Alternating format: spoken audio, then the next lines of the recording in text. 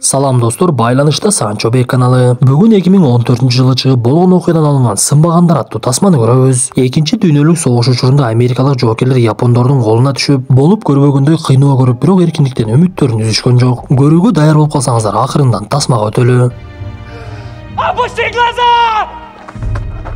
Элибизде илгертеден жаш баланын көңүлү калгыча каарган уйдун буту сынсын деген сөз бар. Демек жаш баланын дагы көңүлүн калтырбаган ата бабабыз үйдүн очогу болгон аял затына мамиленин эң мыктысын жасаса керек. Демек биз дагы салтты бузбай элибизге жакшылыкты таратып, алтындай болгон апабызга, келинчегибизге, кызыбызга мүнөзүбүздүн оң жагын көрсөтүп, ар дайым гүл берип көңүлүн алып турушту адат кылып алалы. Гүлдү кайдан алам десеңиз, мен сизге азыр Instagram баракча, болбосо Telegram баракча, ага кошумча байланыш сандарын дагы беремин. Сиз байланыш сандарды терип коңгуроо кылып каалагандай тандап Москва шаарынын кайсы дарегин айтпаңыз, заматта жеткирип берет. Андыктан достор, бул 5 күндүк өмүрдө жакындарыбыздын көңүлүн калтырбай, гүл белек кылып маанайын көтөрүп туралы. Комментарийге толук маалыматты жаза кетемин. Андыктан шашпай олтуруп шилтеме аркылуу өтүп, каалаган гүлүңүзгө буйрутма бериңиз. 1943-жылдын жаз айлары, экинчи дүйнөлүк согуш. Америкалык жоокерлер учак менен келип Япониянын аралдарынын бирин жардырууга камданышып, каарманыбыз Луи Замперини дүрбүсү менен жарылуучу заттарды таштай турган жерди аныктай баштайт. Ал бир кезде япондордун аскердик базасын көрүп, жарылуучу заттарды ошол жерге ташташып, бир заматта эле япондордун учактары чыгып асманда катуу беттеш башталат. Анда америкалыктардын учагынын ар бурчунда жайгашкан куралчан адамдар аткылаша башташып, душмандарынын кээ бирлеринин учагын жок кылгандыгы менен өздөрүнүн дагы жоготуулар башталат. Учакка дагы октор тийип, анын ар тарабы тешилип, жарылуучу заттарды таштаган жеринин дагы эшиги жабылбай, япондордун учагын толугу менен жок кылышып, бирок каармандарыбыздын арасынан дагы куралчандардын баардыгы жан беришет. Анда эки учакты башкаруучулар жана Луи гана тирүү калган. Аткылашуудан учак көп жаракат алып, эми өзүбүз жака жетебик экенбиз деген күмөндөр пайда болуп, ошол малда эле каарманыбыз Луинин балалык кези эсине түшө баштайт. Калифорния штатынын Таранс аймагы. Луи үй бүлөсү менен Италиядан көчүп келип Америкада жашай баштаган. Бирок аны жергиликтүү балдар өздөрүнө кошпой шылдыңдоого алышып, Луи дагы өзү жакшы бала болбой, чылым чегип жада калса ичимдик дагы иче баштайт. Аны ар дайым ар кандай кылмыштары менен тартип сакчылар үйүнө жеткирип, кечинде болсо атасы жазалап, эмнеге мындай тартипсиз бала болуп жатасың деп табылгы менен сабап турчу. Бирок ал дагы деле адатын калтырбай бекинип алып, кыска юбка кийген кыздардын алдынан карап, аңдып олтургандыгын бирөө байкап калган кезде качып жөнөйт. Анда каарманыбыздын өтө ылдам чуркап бара жаткандыгын бир тууган агасы Пит көрүп калып, мен сени эми машыктырам дагы чуркоо кружогуна катышасың. Сенин ылдамдыгың жакшы экен деп каарманыбыздын бул нерсени такыр каалабагандыгына карабай эле чурката берет. Бир күнү жарышка катыштырып чуркоону такыр каалабаган Луи артта калып калып, Пит ага ар кандай сөздөрдү айтып, жинине тийип, Луи ылдамдыгын күчөтүп жеңип алат. Его прозвали Торренс Торнадо.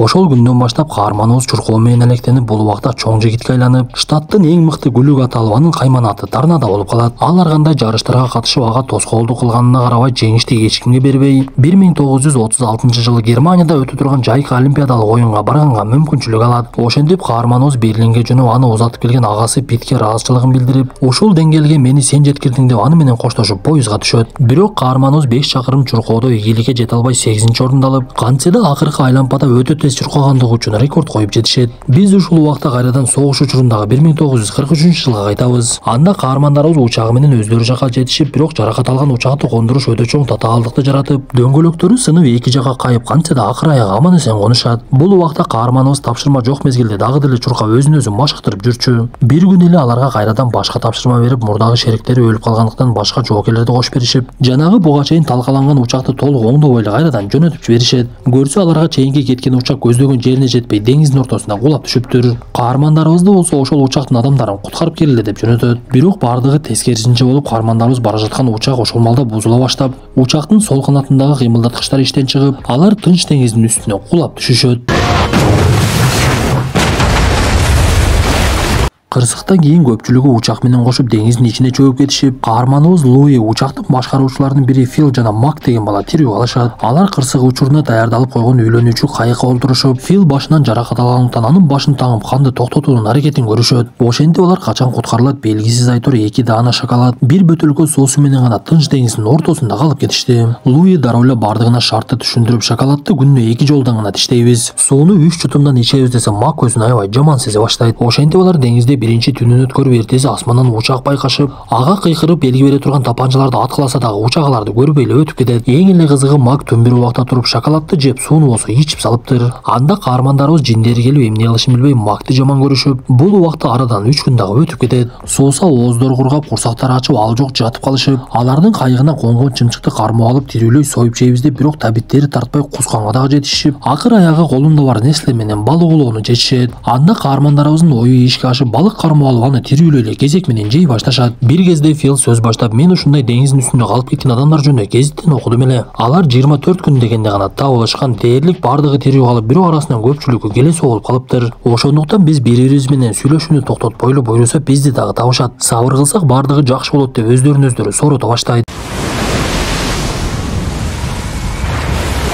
Бир күнү катуу бороон болуп, деңиздин үстүндө толкундар көтөрүлүп, ушуга чейин Кудайды өмүрү эстебеген Луи: "О Кудай, эгер мени тирүү алып калсаң, мен өмүр бою сенин кызматыңда боломун. Сенин айтканыңдан чыкпаймын" деп Кудайга жалбарып жалынат. Бирок ар бир кыйынчылыктан кийин жакшылык келет дегендей бороон бүтүп, эртеси жамгыр башталып, канча күндөн бери суучу элек каармандарыбыз жамгырдын суусуна оозун ачып, суусундуктарын кандыра башташты. Ошентип жашоо уланып, каармандарыбыз акуланын кичинекей балдарын кармоо алып, аларды союп жешип, бышпаган этти жей берип, ошого деле көнүп калышты окшойт. Бул убакта арадан күндөр өтүп, каармандарыбыздын деңиздин үстүндө жүргөндүгүнө 27 күн толот. Алар бир кезде асмандан дагы бир жолу учакты байкашып, ага белги бере башташып, бирок адаттагыдай эле жанагы учак каармандарыбызды байкабай учуп өтүп кетет. Бирок ал учак алыстан кайрылып келип, каармандарыбызды аткылап баштап, көрсө ал душман болгон япондордун учагы болуп чыгат. Анда каармандарыбыз сууга секирип, октон качып аман калышып, бирок алардын үйлөнмө кайыгына октор тийип тешилип калат. Анда жоокерлер атайын кайыкка жармашылган жамагачтар менен кайыкты жамаганга жетишип, аны кайрадан үйлөп алып, бир өлүмдөн калышты окшойт. Бул убакта каармандарыбыздын сөөктөрү көрүнүп, биринен өтүп, бири арыктап, арасында Мак абалга чыдай албай бул дүйнө менен кош айтышат. Каармандарыбыз Мактын денесин сууга коюп беришип, өздөрүнүн жашоосун улантып, алардын деңиздин үстүндө жан кечирип жүргөндүгүнө дээрлик 47 күн өтөт. Бир кезде эле каармандарыбыздын жанына кеме келгендигин көрөбүз. Бирок ал америкалыктар эмес, душмандардан турган япондор экен. Буга чейин кыйналган аз келгенсип, эми каармандарыбыз душмандардын колуна туткун болушуп, аларды камап салып, дагы деле ачкалык менен кыйнай беришет. Тамак бергенде дагы жашынакай тамак бербей, нандардын ушактарын ыргытышып, ачкалыктан камалгандар аны жерден терип жеп жатышкан. Бир кезде Луи камалып отурган жерден дубалдардан жазууну көрүп калат. Көрсө ал жерге буга чейин башка америкалык жоокерлер дагы камалып, душмандардын колунан баштары алынып, бул дүйнө менен кош айтышыптыр. Ошентип каармандарыбызды уртукму калышып, ар кандай сурактарды өткөрүшүп, аларды жылаңач кылып муздак суу менен чайкап салышат. Көрсө экөөнү тең туткундар жайгашкан жерге алып жөнөшүптүр. Алардын көзүн таңып кеме менен Токиого алып барып, унааларга бөлүштүрүп жатып, эки каарманыбызды эки тарапка бөлүп салышат. Биз ушул жерде Луи 36-жылы Германияда олимпиададан ута албай калгандыгы үчүн, 40-жылы Япониянын борбор шары Токиого барып сөзсүз утамын. Токио чындыгында кол шар болсо керек деп келгисе келип жүргөндүгүн билебиз. Бирок анын максаты такыр тескерисинче болуп, Токиого мелдешке эмес, кордук көрүп келди. Ошентип Луи өзү жеткирилген жайдан аябай көп америкалык туткундарды көрүп, бир кезде ал жайдын башчысы чыгып, тизилип турган туткундардын алдына келет. Ал өзүн тааныштырып: "Менин атым Вугуихиро Ватанабе. Мен бул жердин жетекчисимин. Силер болсо Жапон элинин душмандарысыңар. Демек силерге душмандай мамиле кылышат" деп каарманыбыз аны карап тургандыгын көрүп калып, барып эле анын мурдун сындыра чаап, "Мени эч качан карабагын" деп коркутат. Ошентип жаңы келген туткундарды эски туткундарга кошуп, бөлмөлөргө бөлүп, каарманыбыздын туткундар кармалган жайда жашоосу башталат. Көрсө аларды эртең менен күндө тургузуп, Ватанабе менен учураштырганга баштарын ийгизип, анан дагы физикалык көнүгүүлөрдү жасатып турушчу. Бир күнү Ватанабе келип: "Менин билишимче, араңарда олимпиадага катышкан жеңил атлетчи бар экен. Аныңар ким колун көтөрсүнчү" десе, каарманыбыз титиреп аран колун көтөрөт. Көрсө бул убакта суук түшкөнүнө карабай, аларды жеңил кийим менен эшикке тизип коюптур. Анда Ватанабе оюндагы нерсесин кылып, каарманыбызды башка бирөө менен жарыштыра баштап, алдан тайган Луи чуркамак турсун ордунан жыгылып, араң эле кыймылдап жаткан. Бирок ал кандай болбосун жыгылып атып, Марага чейин жетип келет. Ничтожество.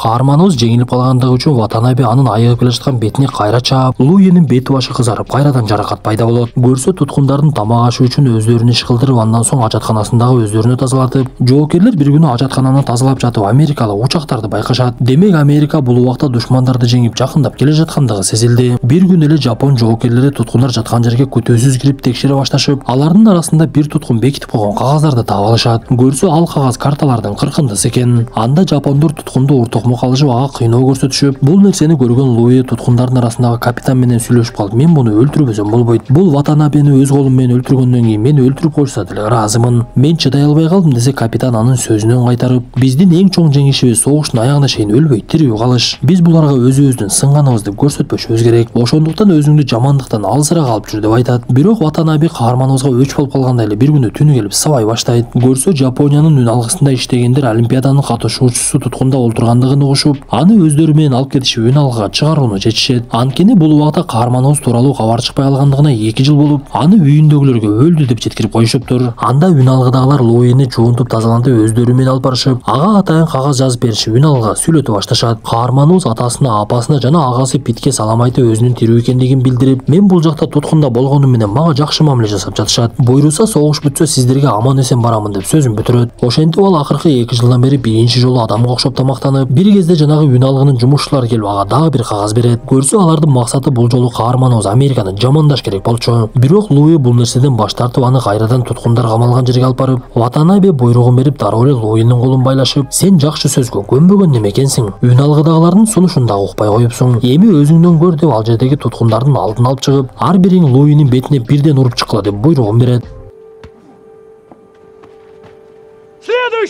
Ошентип туткунга түшкөндөрдүн бардыгы каарманыбыздын бетине уруп чыккычалды кеч кирип кетип, акыры Луи эчтекени билбей жерге жатып калат. Кантсе дагы бул окуялар өтүп, каарманыбыз жаракатынан айыгып, бир кезде анын жанына Ватанаби келип өзүнүн сөзүн баштайт. Сен мени куттуктап койсоң болот, менин аскердик наамымды көтөрүштү. Эми мен бул жерден кетемин, анда эмесе көрүшкөн жерде башка жака которулгандыктан ошол жака кетет. Анда Луи сыртынан билгизбегендиги менен ичинен катуу кубанды. Анткени Ватанаби кеткенден кийин туткундар кичине болсо дагы адамга окшоп жашап калышып, түн уйкулары бузулбай тынчыраак уктай башташат. Бирок күндөрдүн биринде Токио түнү менен бомбаланып чыгат. Көрсө согуштун чек арасы Токиого чейин жетип, ал жерге да жарылуучу заттарды ташташып, бирок туткундагылар бул нерсени Америка жасап жатабы же Советтер Союзу жасап жатабы билишкен жок. Эртеси чечим чыгып, туткундардын бардыгын башка жака которушмак болушуп, каармандарыбызды чогултуп алып поездга салышып, сууктун күнүндө башка жака алып жөнөшөт. Көрсө аларды бул жолу көмүр ташыган жерге алып барышыптыр. Ал аймакты Наоцуга деп атап коюшчу. Бир кезде жаңы келген туткундардын алдына ал жердин башчысы чыгып, аны көргөн каарманыбыз өзүн жоготуп коеюн дейт. Көрсө бул жанагы көздөрү бакырайып кызга окшогон Ватанаби экен. Ал адаттагыдай эле америкалыктар биздин душмандарыбызсыңар деген сөз менен баштап, Луини көрүп дагы бир жолу бетине чабат. Бул жолу туткундагылардын чындап үмүтү үзүлдү окшойт. Анткени алар америкалыктарды күтүп, согушту жеңсе биз эркиндикке чыгабыз деп жүрүшүп, эми болсо кайда келип калгандыктарын өздөрү деле түшүнүшпөй, кара чаңга бууланышып көмүрлөрдү ташый башташат.